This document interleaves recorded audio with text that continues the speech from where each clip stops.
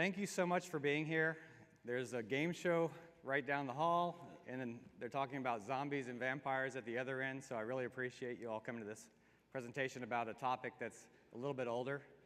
One of the things that I was thinking about as I walked over here was this is an amazing community, and it's an amazing opportunity to come speak to everyone in this group.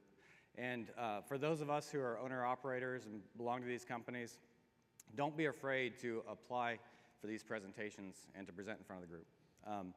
It's just an amazing opportunity.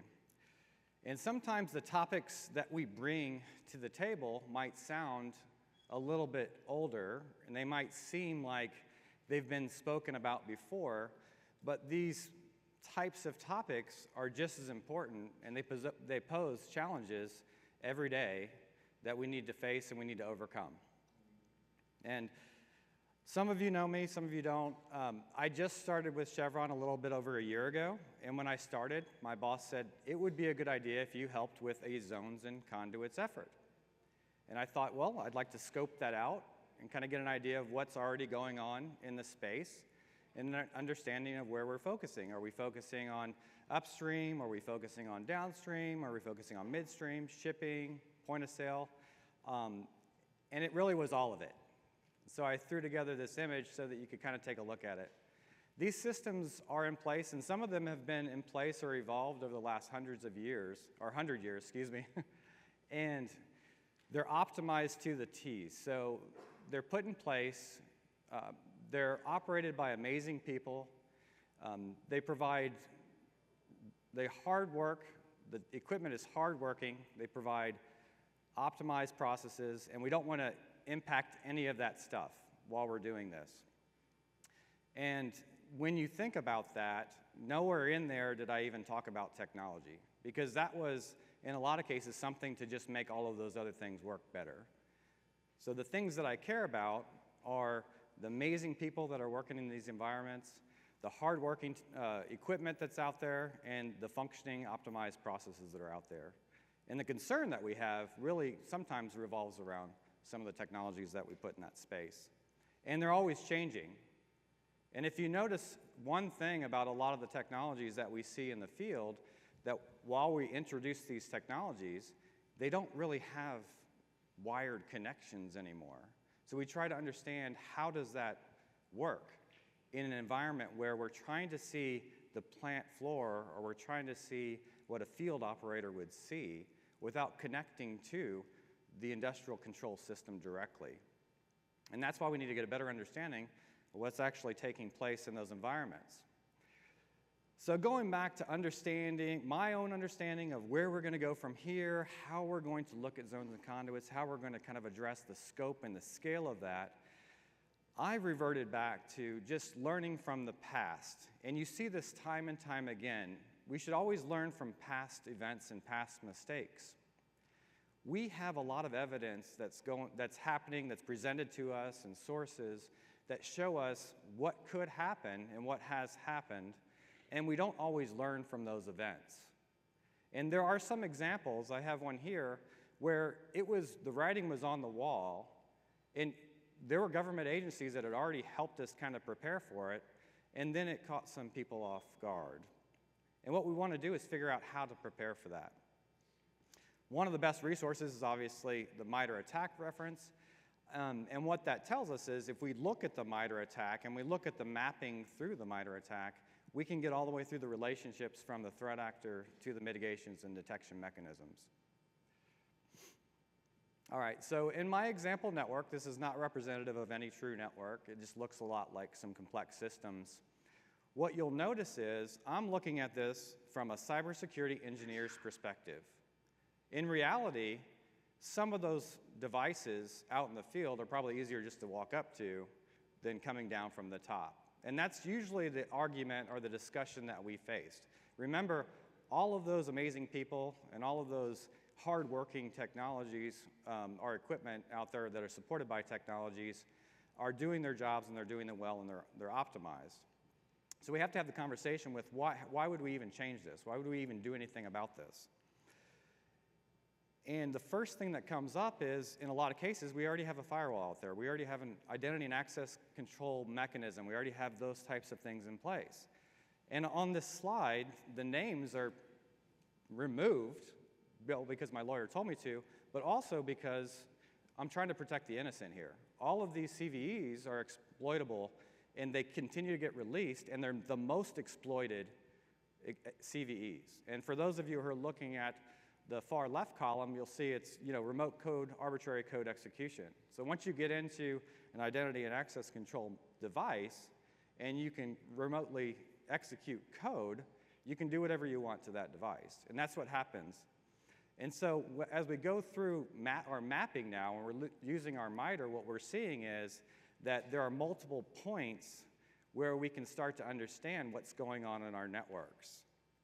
And we're fortunate enough now that there's a repository that gives us these same types of things that are getting exploited in our industrial control system. So we can map it all the way through. You can start at any level, go sideways, up and down, north and south, east and west. It's not that the Purdue model was a bad model or is a bad model. It just might have some areas where we can improve it. And so what we're doing is we're kind of saying, okay, well, that was a zones and conduits model. Where can we focus on an updated version of that where we need to focus on it? To get to that point, I understand the background, I understand the scope, I understand the scale of it. What I don't fully understand is how to get the information that I need to start preparing for how I'm going to segment this stuff out. And I've talked to a lot of other organizations that are similar to ours, and what I found is some people, they stop at a certain point and they say, that's too much effort. So now I just need to go back to this other way of doing things. Or I'm only going to spend the time and the money on this one thing over here, and I just can't focus on that because it doesn't make sense from a cost-benefit analysis perspective.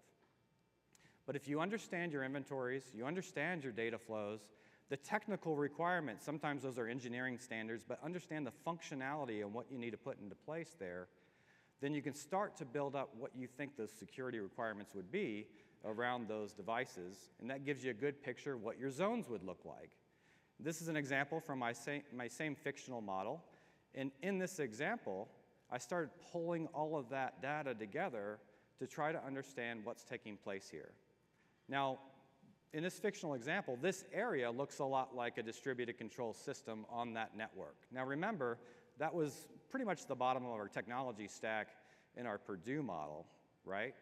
But there are some things that are taking place here that I need to know how they're communicating. So I look at the communication from the perspective of how's it configured, and some of this isn't even an active scan of what's going on. It's not even a passive collection of what's going on. It's the configurations, policies, and then before I can even understand the impacts, I have to look at something that we call as a process hazard analysis or a hazard and operability study, something like that. And if you haven't done this yet, and this came up in the first day keynote speech, if you haven't done that yet, start looking at those and if you don't understand it, talk to your safety engineers and look at those because they give you piping and instrumentation drawings and they talk about how they step through all of the process. And it's very helpful to understand what the actual impacts are and where a cyber impact could occur. And so then once I know that, I've got the data that I collect and I've got all of that information, I can start redrawing my image. And it's not just a bunch of boxes. I come from a compliance and defense background, and it's what we call a boundary. When we draw this on a network drawing, it's a security boundary. The first thing that I notice is there are connections between these boundaries, and we've established that there are certain things we want to look at on those connections. And if it's not that evident here, those 1s and 2s and 3s and 4s, those are levels. Those are different types of security levels. Everything within that security level inherits the same security requirements. So if you have a security level of 4, let's say that's the highest, everything gets the security level of 4. Doesn't matter what it is. And then when you're connecting to other zones, the connection essentially has to protect at that highest security level, depending on what your protection mechanism is. So This may not be as obvious, but I'm going to kind of step through it. A printer is a high critical asset if it is in that environment. And so we need to treat it like that. And that's the basic thing everybody knows about. But there are some connections between zones that we want to kind of highlight here that I've found where it's just in my fictional drawing, I might want to take a closer look at it. And it's because what's happening is some kind of translation and security level that I noticed. I didn't think this zone was as critical, and I thought that zone was more critical. But now, since I've looked at the configs, I know how they're connected, I want to take a look at it. One idea that I have from this drawing is the maintenance and diagnostics area in that. Looked like a lot of that had dual home devices, meaning my security device and my security boundary is a computer. And we can say you can turn off network bridging in that computer, but when you turn it on, it's not the same type of security device as other security devices. And we'll talk about the security devices in a minute. But in this drawing, I've got connections going to my, from my maintenance and diagnostics to my packaged equipment systems, my DCS that I have in my fictional drawing, and also something like a CCTV. So I have to know what my options are. There's a less costly option. There's a more costly option. There's different ways to support these options once we go through them.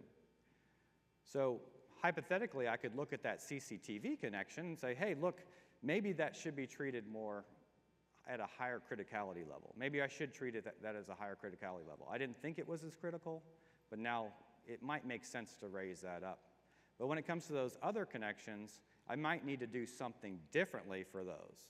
Maybe we want to maintain a lower security level because it's just too much administrative cost to maintain security operations around that level, but we do need to still include the higher security level for our critical control systems. And so these are some ways to look at that. I wanted to kind of present this as a lesson learned. I had to strip out a lot of data. But one way to look at it is when I have my security requirements, now I'm mapping that across. So that first option where I raise the security level, it's not always the best option cost-wise, but it made sense for this first scenario. In the other scenarios, what I'm doing is I'm looking at a way to plan for the future and also increase the security around those. So where I've got my security levels that differ, I'm trying to look at what the better approach is to add an actual device into that environment, and then understanding that it's going to be tied to not just hardware costs, but support cost, installation, integration, and turnaround schedules or maintenance cycles. So we need to make sure all of that maps together. Okay, so I just have a couple of procedural tips and technical tips before we wrap it up. I'm going pretty quickly here. Everybody should have an idea about this, but it is absolutely critical that you have inventories that you can map to your topologies. And I think what's lacking in some of what we see in our different environments is the way you're supposed to use the inventory. The way that you can actually capture information and manage the inventory is really critical. So it has to be able to provide you with information that tells you what's going on in that drawing, and then the drawing can show you how things are interconnected. And if you're not looking at the inventory from an architectural perspective, then you need to revisit how you use your inventories. Also, there's a lot of technologies out there today that automate inventories, and there's a lot of different ways to collect inventories. And it's absolutely key to decide how you're going to use it first, and then also knowing where your gaps are. And then defining the scope. As I kind of explained it at the beginning, whenever I first started this, I was looking at an entire well-orchestrated environment. Everything's running, everything's operated by amazing people, and it's working well.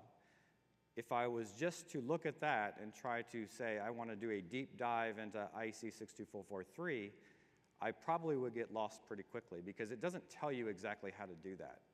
What I did was I said, I'm going to look at it from an attack perspective and then also decide what I need to do to figure out what the attacker is going to actually look at and how they're going to get into the environment. Once you do that, then you look at the size of the environments that you can one by one actually go through and work on. That's kind of scoping the effort. And I just want to talk about that just one more minute. When you're scoping that effort, before you even talk to or engage the actual business user or the operations people, you have to explain to them exactly what you're looking at, exactly what you're going to need from them, and how long you think it's going to take. And before you can even work through that, you need to work through all of the different things that I talked about. On the technological side, this is, I think, one of the issues why a lot of owners and operators don't actually submit presentation or abstract to a conference like this. There's a lot of new cybersecurity things that are happening in the industry. We do a lot of cutting-edge things in our company, and they're not, a lot of them aren't cybersecurity related. Most of them aren't cybersecurity related. So what we end up seeing here is that all these new technologies that are designed to make our systems more secure, to provide, you know, a safer environment with security in mind, with technologies in mind. But we still need to make sure we can trust those technologies. And it falls back on us in a lot of cases to do the pen tests and to validate that they're working properly and to run them through our processes and to do the kind of bake-offs and things of that nature. It's not just purchasing the device, it's actually going through and evaluating the device. And like I mentioned earlier, those devices might be the most secure in the long run effort, and they're going to cost a lot. So if you're going to invest that much in that device or that technology, invest in the pen test or the penetration test for that device. And because we're talking about zones and conduits, I did want to bring up software-defined networks. So in our software-defined networks, it's still in its infancy in our environment. And the reason for that is because if something gets disconnected, it still has to function exactly like it was intended to function and like the old devices functioned without a hiccup. So if it's near real-time connectivity, it has to function that way. When it gets disconnected, it can't lose its security benefit, essentially. Those are the types of disruptions we cannot tolerate in this environment. However, in theory, you know, once this starts to become practical, what we'll see is it's an easier way to implement something more like zero trust or more security practices, and then also collect information and manage the network. So whether the industry is there yet, I don't know, but just be cognizant of that. And then if you do see those devices and those technologies introduced into your environments as, you know, projects or what have you, make sure that you have your pen tests on them. Okay. Well, I wanted to make sure I left a little bit of time for questioning, so I actually left a lot of time. I've got over 10 minutes left, and that's the end of my presentation. So if this is my contact information. If anybody has any questions. Thank you, Dr. Dennis. Very good presentation and sharing on this, I would say, quite a difficult subject, you know, especially on the security level. So my question is, do you have to involve a lot of stakeholders in identifying which particular components or area is what level, and how long does it take to do the entire process? That's a fantastic question. So involving the stakeholders, understanding the environments, and how long does it take? Yes. Okay. So involving the stakeholders, this might be a relatively new concept to this audience, but what we're doing doesn't really necessarily rely on the security people, on the technical security people, right? What we're doing relies on inputs from operations. And operations, they tell us how much they're making, how they operate, how they function. And if you're not talking to an operations engineer, an operations person, then you're missing part of the picture. And we really focus on safety. If you haven't talked to a safety engineer and understood their process, which is a highly regulated process, then you're missing probably 80% of what we're actually trying to protect. So engaging those people and letting them know what you're actually doing. And what I'm discovering almost everywhere is that they're excited to get engaged in this. And they're excited to explain what they do. But if you don't engage them, you're not going to be able to go through the millions of lines of studies between causes and safeguards that they have produced and come up with any kind of interpretable information at all. Now, as far as the scheduling is really key, because in my first content slide, what I showed was everything from exploration, drilling, completions, all the way through a gas pump. And every one of those different facilities or those assets has, you know, multiple networks and multiple environments. I drew something simple. You have to know what you're going to touch, what you're going to review, who you're going to review with before you even go through the door, or else you will not have a successful project. So it's kind of a project management approach.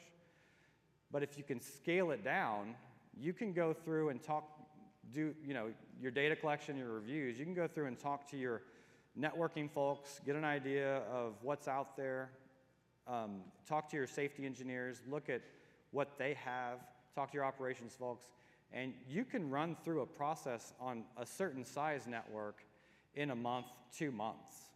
It just becomes very large scale very quickly when you find environments that are highly distributed in nature. Other questions? May I follow up with a question? So you mentioned about you know, HAZOP, right? And for process industry, there's already a HAZOP that you need to perform. So do you suggest that for cybersecurity, you do it as part of the former HAZOP, or is it a special additional session of a security HAZOP, or cyber HAZOP as some call it? So no, not everybody's going to agree with me on this, because I think some people actually want to introduce it into a HAZOP, so I'm glad that you asked that. And some of my coworkers probably don't agree with me on this.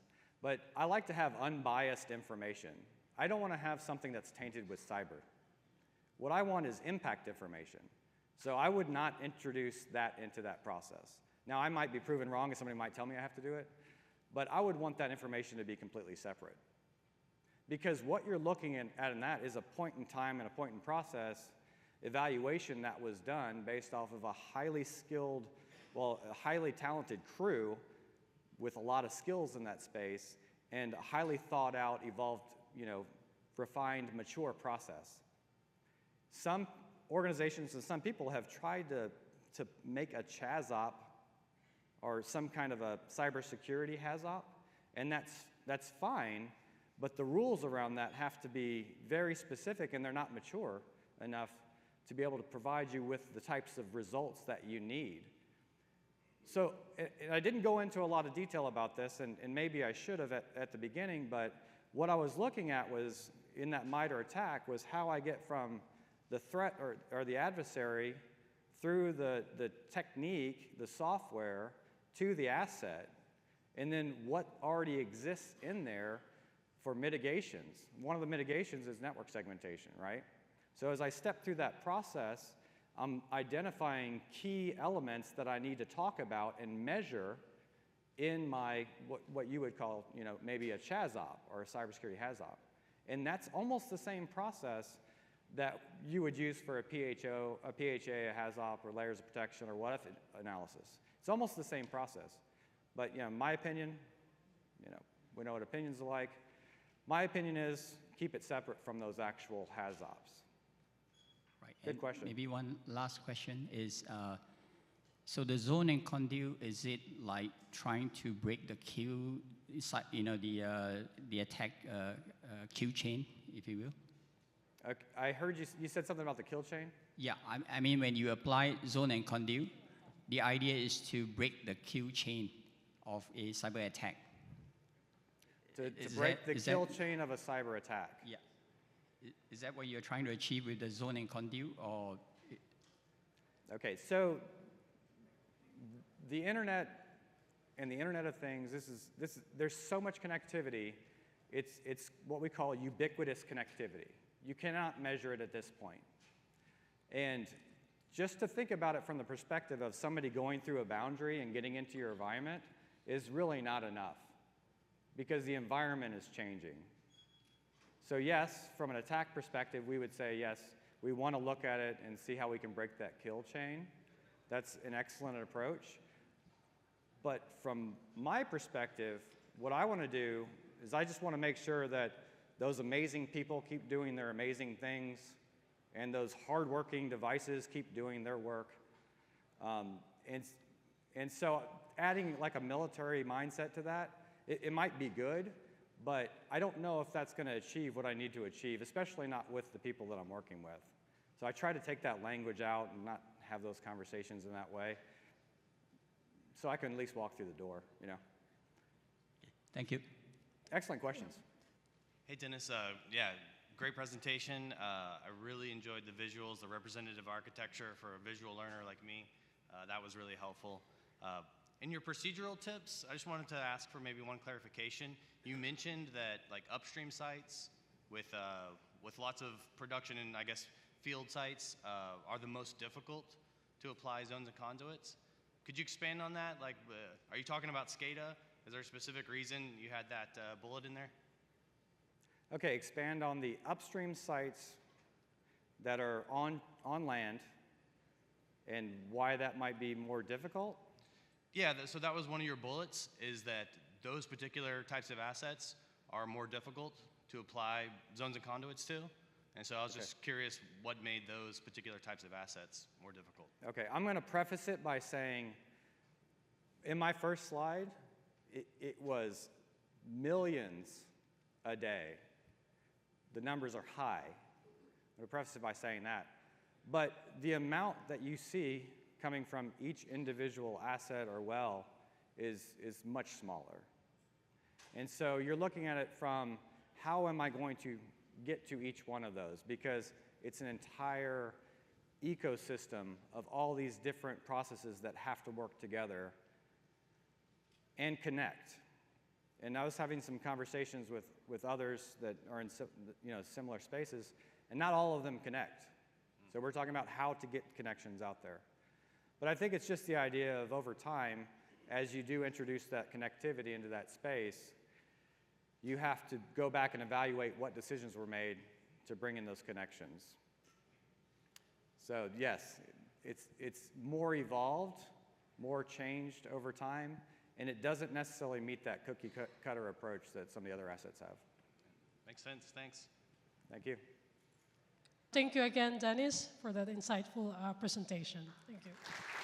Thank you.